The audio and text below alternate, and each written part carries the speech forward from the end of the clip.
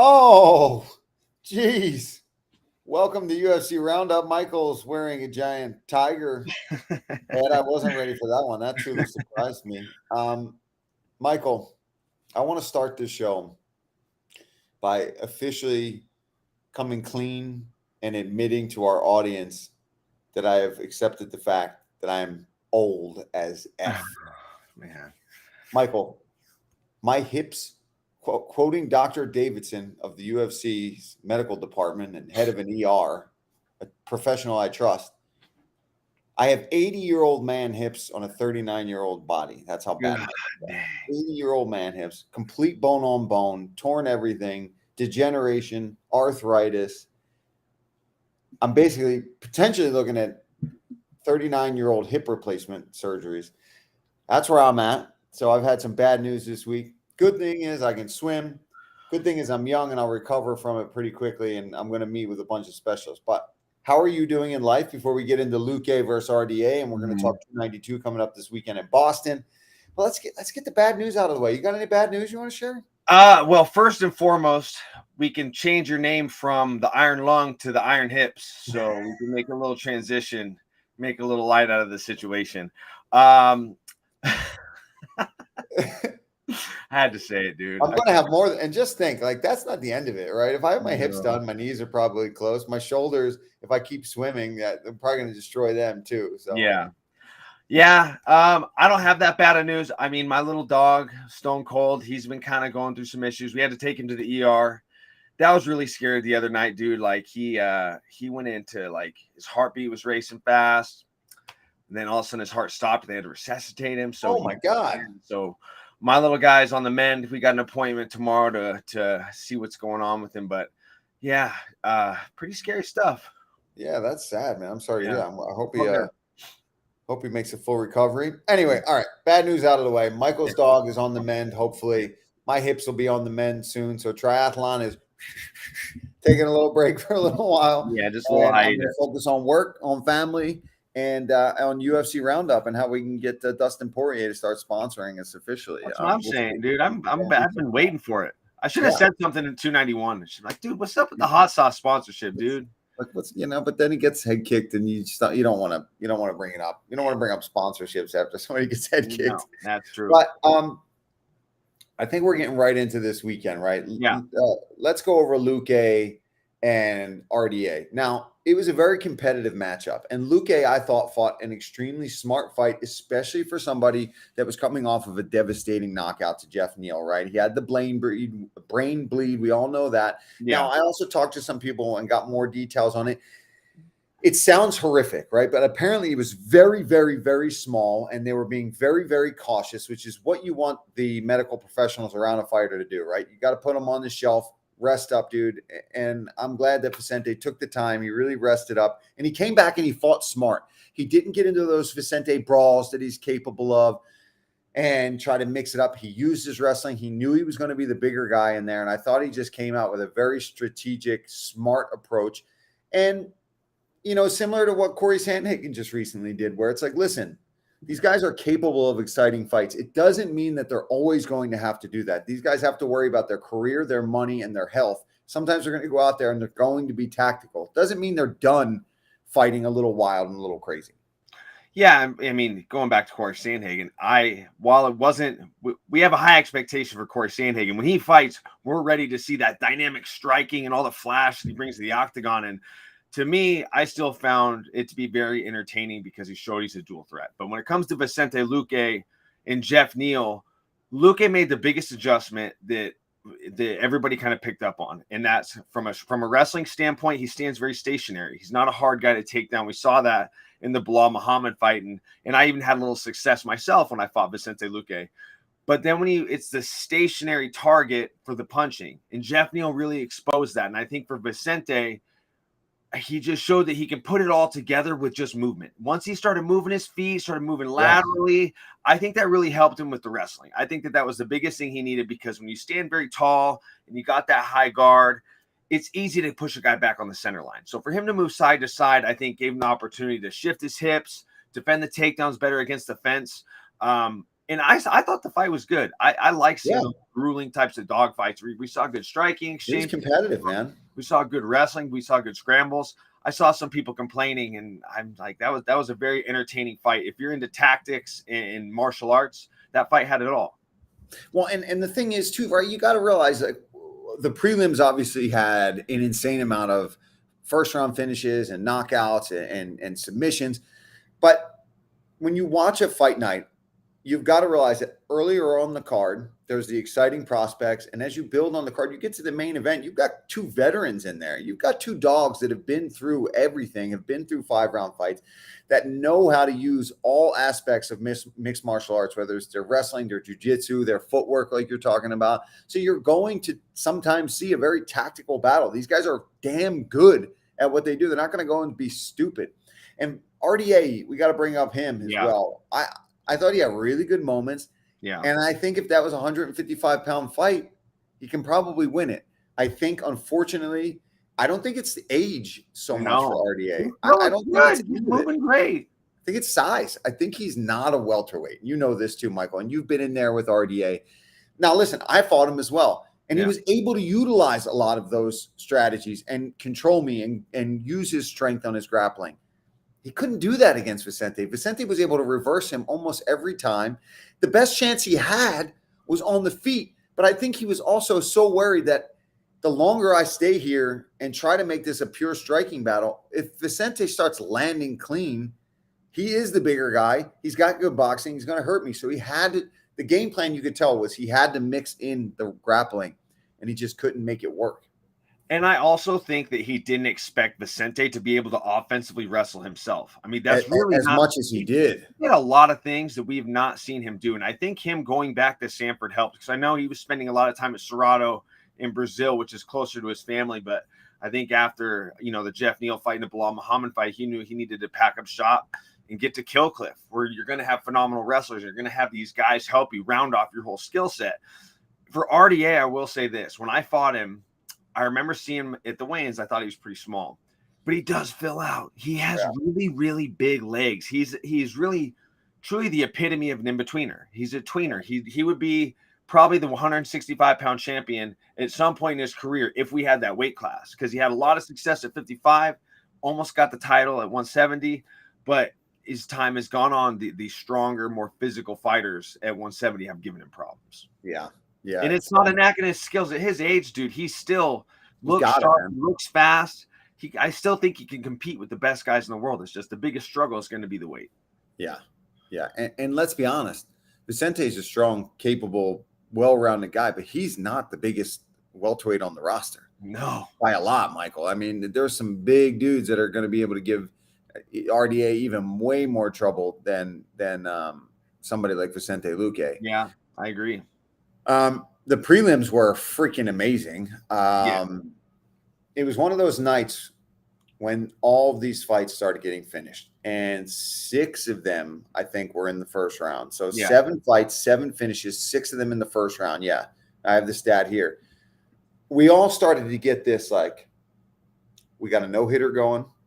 You don't talk about no-hitter. You don't talk about the perfect game. You just acknowledge that it's happening. You want it to keep going, but you don't say anything. No, in the sixth inning, if you're freaking pitching a shutout, you're not like, hey, dude, 3 more to go. Yeah, you just shut up and you keep throwing the ball. Who screwed it up? Alan freaking handsome Jovan. Oh, my gosh. Up there on the desk, feeling all confident. Oh, we're totally going to break that record tonight. Gone. Shuts everything down. No more first round finishes. Nope. Ruins everything. And DC made sure he wasted no time, went right on Twitter mid-broadcast. Oh, he went at him. He went at him. I was laughing so hard. It was hilarious. He was pissed. And Joe Ben, I saw him afterwards. Poor guy. Obviously, I hope Alan knows. And if he sees this, we're completely joking around, even though you did jinx it. But we still love you. You're still handsome, and you're still a great analyst. So just don't mention no hitters anymore, man. Yeah. When we're pitching a shutout, happen. Just let the fights unfold. Let the magic happen. Magic happen. Yeah. Let the magic happen. Everybody wants to be the one to call the shot, though. Like, hey, I told you it was going to be no hitter. Like, I told you it was going to be all first round finishes. Like, no. Yeah. Unfortunately, it didn't work out that way. But speaking of the prelims, dude, you know, I want to give a little shout out to my man Terrence McKinney. You know, really bounced back from a tough loss. He looked really good against Mike Breeden. We saw him in his vintage form.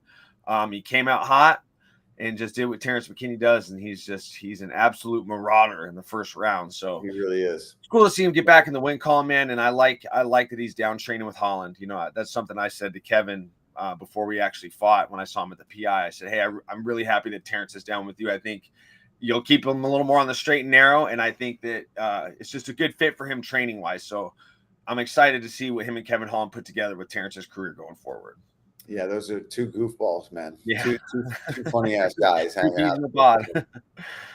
And you could tell Terrence was definitely hyped to get back on that win column, man. Yeah, he was screaming, looking at the broadcast booth like, "I still got it." And it's like, man, we never questioned you. You don't have it. You just need to do what you did exactly in there. Is be aggressive. Be Terrence McKinney. We're not saying change who you are as a fighter, but just recognize your weaknesses. You tend to slow down. He did pick his shots much more carefully. He went to the body beautifully. He was aggressive without being sloppy and overdoing stuff that he didn't need to do. And if he keeps fighting like that and he just keeps staying consistent, I think a guy like Terrence McKinney too, who's been through a lot in his life, the more he can fight, the more focused he can stay in camp, the better he'll be just in his career and in life in general. I think, and that's why I think it's a good fit for him and Holland. I think Holland, they're both like that.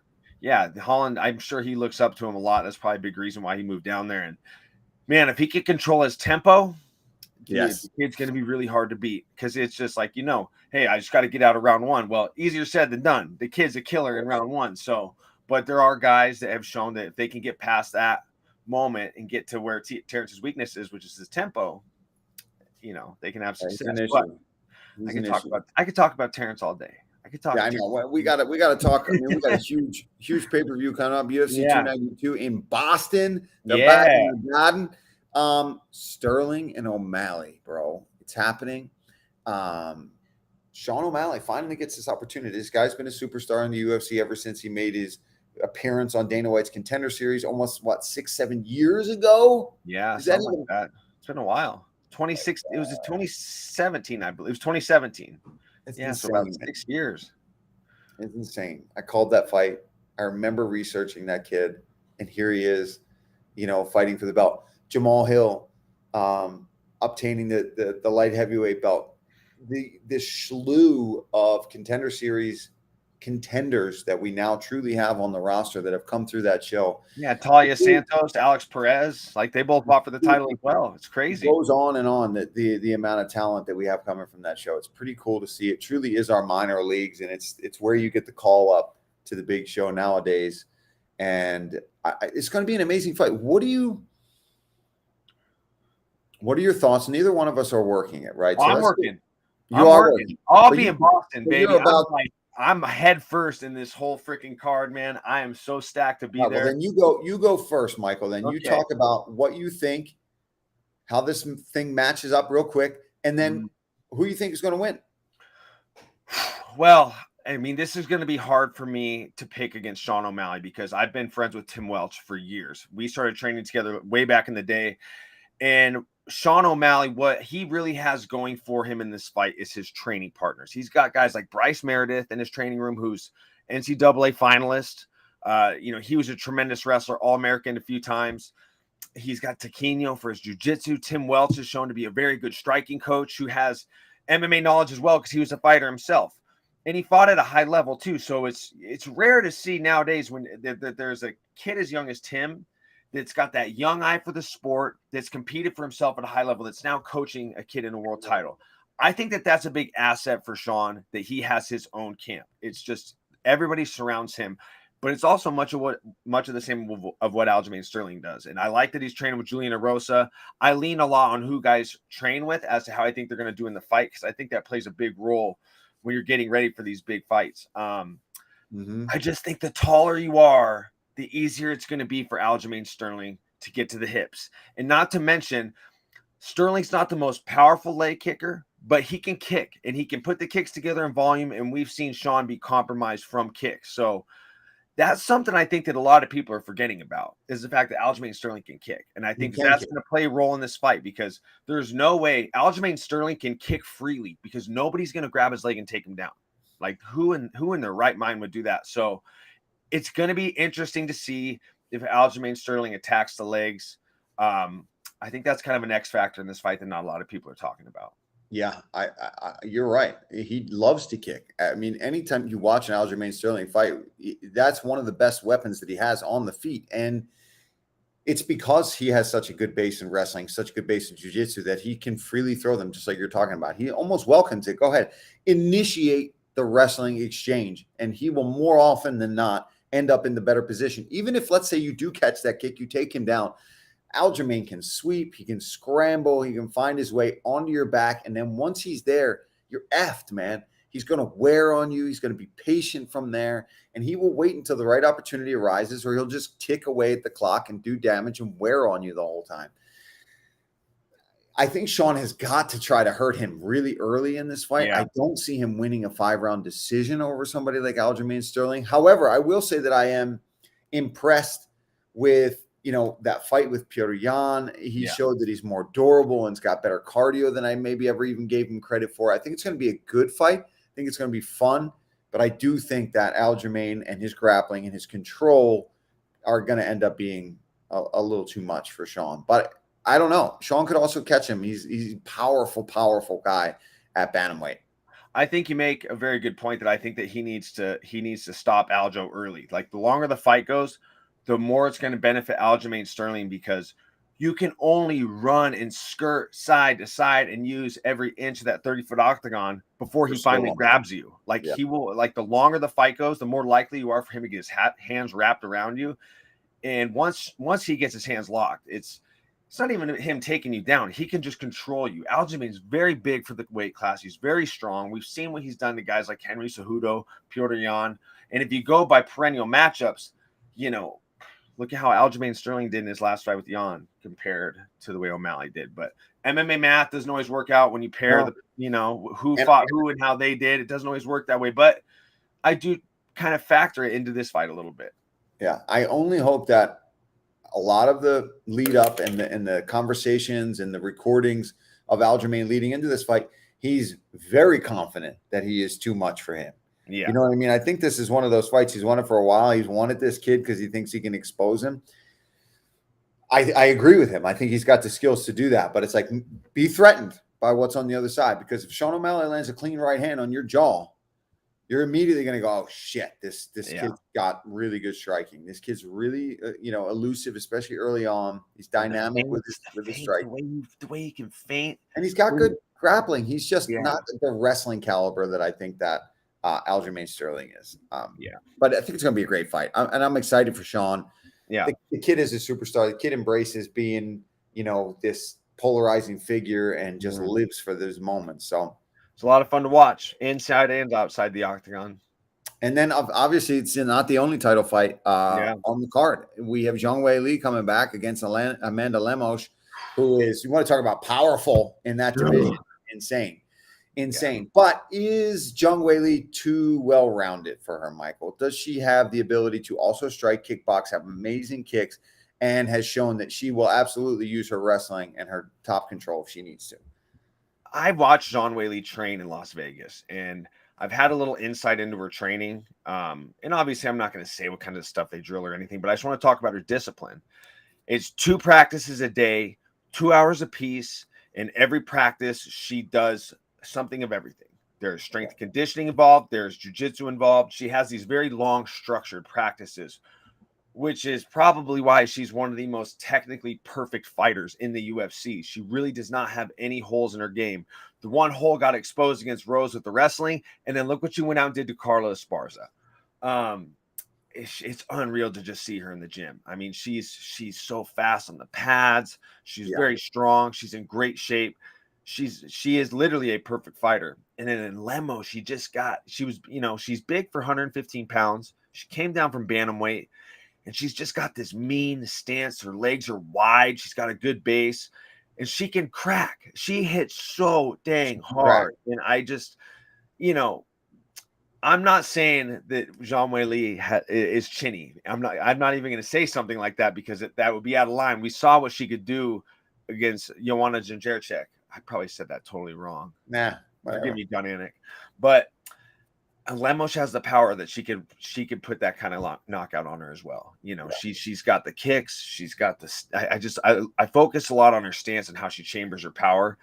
But I think that I just feel like Zhang Weili is going to just kind of stick to what she's been doing, using her striking to set up the wrestling because she's shown that she's very proficient on the ground. She trains with Josh Hinger, who's a world champion in jiu-jitsu. Phenomenal guy to have in your corner. Yeah, it's a great fight. I'm leaning Zhang Weili. I think she's just too much. But Amanda Lemos, similar to the main event, right? Just they're a right hand or a left hand away from spoiling the party. And real quick, we're going to move on to 5 rounds, but I think we should just give a shout out to Neil Magny, who's a savage, as you know, Michael. You've shared the octagon with him for a long time. Yeah. Faces Ian Garry, who's young Irish superstar in the making, fantastic striker. He's stepping in on short notice to face this kid. Neil can play spoiler these fights, man. Anybody that can spoil the party, it's a guy like Neil Magny. He just has that style. He's got that toughness, and he's just he's not an easy guy to beat. You know, he's not an easy guy to beat. He is not an easy guy to beat. I'm looking at that betting line right now, and I'm pretty astonished. I think that the fact if he wasn't coming out on such short notice, I think the line would maybe be a little bit closer. But if I can still bet on fights, buddy, I might slide a little. Yeah, I'd like to hear what Yanni and the guys have to have. Yeah, I really do. I would love to hear what they have to say. They would probably say it's worth putting a little bit down on Magny in that one, man. Just because he's a dog, he's in great shape. Yeah, you can go 3 rounds. If you can beat his ass for that first round, and if you don't have it in the gas to do it again in the second and third, you're done. You're done. You're in for a long night of getting clinched and kneed and just hung on. Yeah, and just he's going to be there. All right. With that being said, let's get to what this show is all about. Let's do 5 rounds, Cody. Yep. We got some interesting ones. All right. I feel there should be a requirement. I read this earlier, and listen. Punctuation is a thing, guys. Let's start to utilize it, but I'll add punctuation. I feel there should be a requirement for judges to ref or fight for a determined amount of time prior to being allowed to judge, as well as annual eyesight tests and tests on the rules of the game. Sir, you need your eyes checked on where commas should be utilized in periods. Yeah, that's a lot to take in. That's a lot to take in. Yeah, I mean, I think there should be some sort of criteria where we're keeping track of the knowledge, maybe of the judges and what they know and what they're missing. And obviously, we're talking about this question is brought up because of the Dawodu and Cub Swanson fight, which I thought was a very awesome fight. I thought Cub looked freaking great in moments, but I do think that Dawodu did enough to win that match. I thought he looked clean. Everything that he got hit with, he was able to bounce back and counter pretty well and landed some clean, significant strikes, especially in the clinch exchanges and stuff like that. Cub was busted up pretty good. And whenever you have a fighter such as Cub to even say afterwards that he didn't feel he won the fight, yes, he's hard on himself, but come on. I mean, I've been in his position where I was hoping that I would get a bad decision against Sean Brady. I mean, literally, like, I probably would have felt the same way if I was Cub had I won.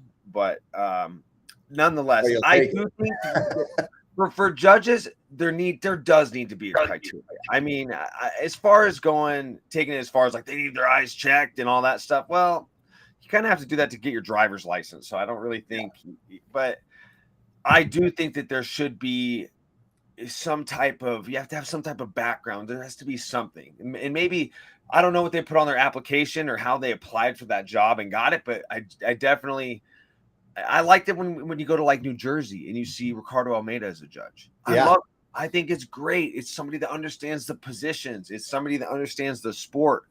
And if there's a set guideline for judging, there's nobody that's going to stick better to it than somebody that's either fought or has martial arts experience. So it's something that I think can be worked out. Hopefully, it's just the problem is what people don't realize is it's not that easy. All fighters.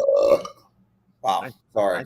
Nice push. All fighters, we're all like affiliated with a lot of people. So you're going to run into a problem where, okay, like, you know, I'm good buddies with Paul Felder, you know, even though we don't train together, but I'm watching him fight. Easy. Yeah, I'm just saying, you know, you never know how these guys might judge a fight because they know somebody there's an affiliation. So there's muddy water there. It's tough.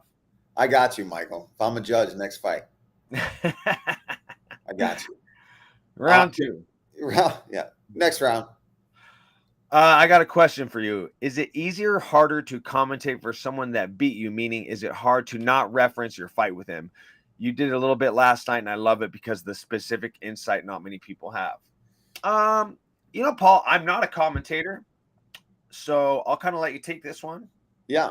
I actually really like it when I'm commentating somebody that I've fought.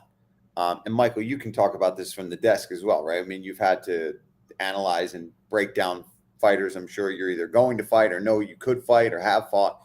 And for me, it's easy. I've already broke these guys down. I already know how these guys operate. You know what I mean? I've shared the freaking cage with RDA for 25 minutes. I know what those exchanges feel like. I know when he looks tired. I know how hard he hits when he lands those kicks. Like when he's landing some good body kicks against Vicente, my arm was really swollen for several days after that fight because he lands it right on like the outside elbow from southpaw. Yeah. And it's very effective because it does start to swell up your elbow over the course of a 5-round fight. Yeah. And he did it pretty well. But Vicente did something that I didn't do well enough, which was come back with that same body kick. And I think it got RDA to stay away from that. So, yeah, I enjoy it. It doesn't bother me at all. Like, I have no bad blood against guys that have beaten me or that I have fought or I have beaten. I don't feel one way or the other. To me, it's done. I'm retired. I got no hips left. I'm going to be in a wheelchair soon. So, it's all good. It's not hard for me to talk about a former opponent at the desk, like whether it's somebody that's beat me or I beat them. I'm always going to give them their flowers and keep my personal feelings out of it, especially if it's bad. But I don't really have bad blood with anybody I fought.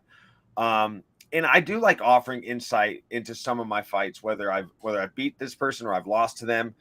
It's cool insight for the fans because there's certain things you didn't see in the fight that maybe I felt, or certain things in the lead up, or just it's good to give that type of insight, especially if it applies to the fight. Now, if you're just sitting there bragging about, when I fought RDA on 5 days notice with my 80-year-old hips and in my 50-pound weight cut, 52. Might be a little different, but when you're giving someone their flowers, talk about it. Yeah, that's usually, and that's what pisses me off when people come at me on the social medias of, oh, you're talking about yourself again.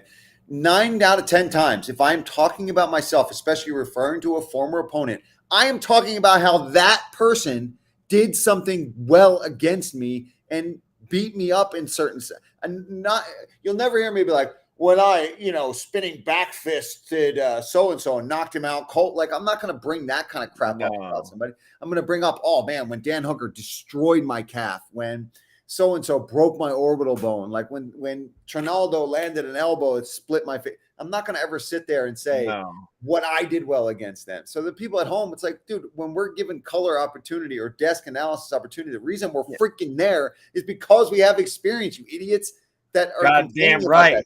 Mute the goddamn TV and stop watching fighting and start watching. Got it out for social media, dude. You're pisses me off. Round 3. At least they're not telling you to retire. No, well, they were before, Michael. Trust me. Regarding Corey Sandhagen, MMA is the most exciting sport in the world, but we aren't willing to respect the sport. Tactics matter. No one makes a huge deal when other sports aren't exciting. I disagree with that. Will the sport of MMA ever be respected for its respective typos here, but a sport first and entertainment second? Well, first of all, I mean, I do think that we are a bit sensitive as MMA fighters because it's such an individual sport, right? They're not coming at our team. They're coming at us. They're coming at what you did personally. You know what I mean? So we do, boxers too, I'm sure, right? We get criticized. You are directly being criticized for what you did and only what you did. Whereas sports teams get criticized all the time. If the Eagles have a bad game or they played like crap.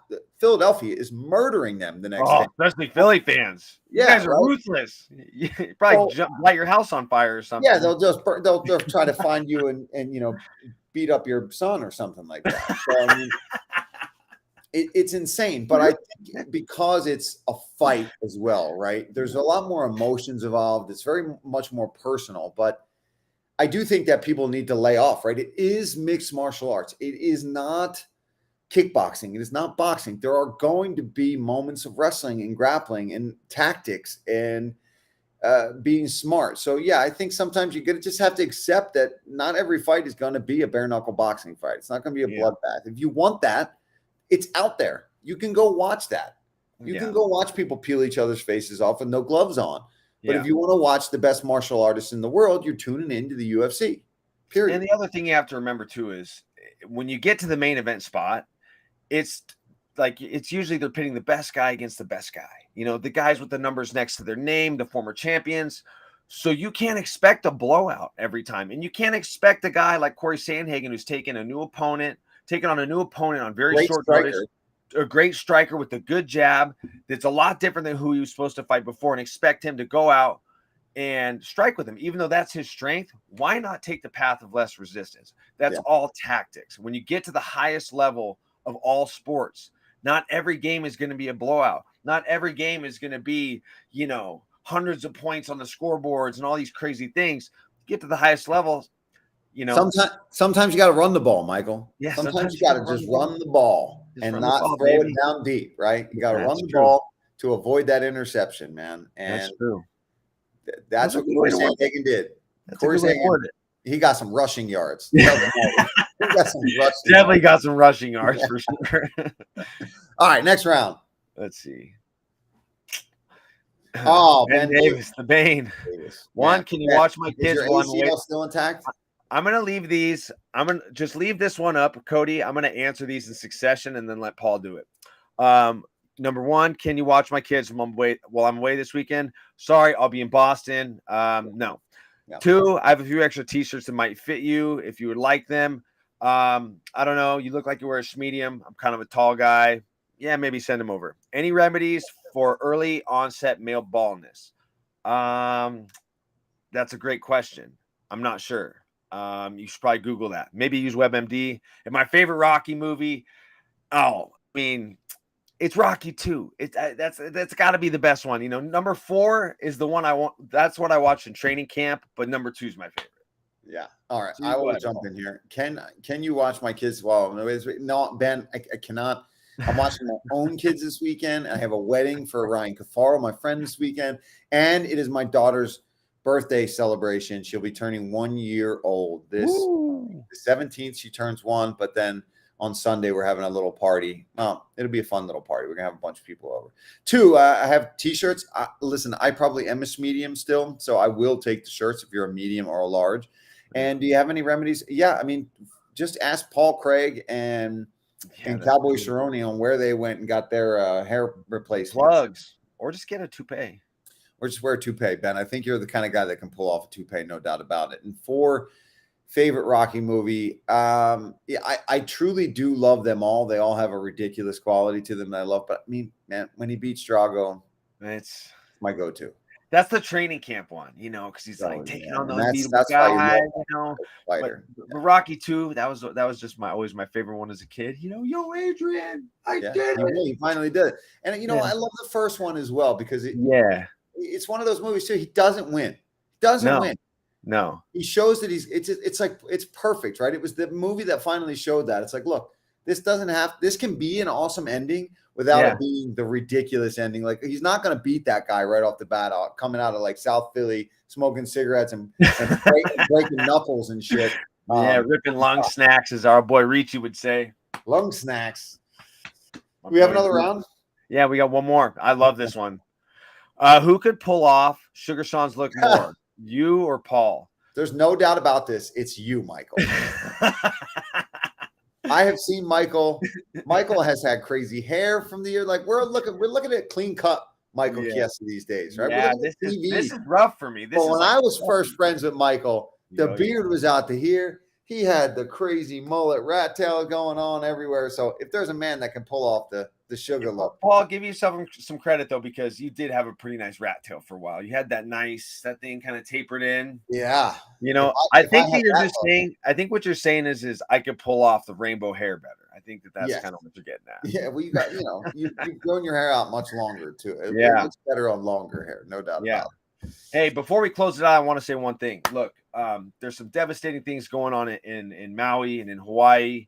I'm not linked to any GoFundMe's or anything like that, but I'm sure there's a ton of them out there. People, they need our help. So see something, donate a couple bucks, do something.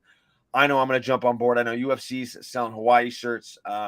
They need all the help that we can offer them. So if you see a link, send them a couple bucks, because that'll start to add up and they need it. So shout out to everybody. Shout out to everybody in Hawaii. My heart's go out to you guys. Yes. But let's end it on that, Michael. Well said. Sure. Do what you guys can. And we'll be back next week to wrap this up. And we'll see you guys soon.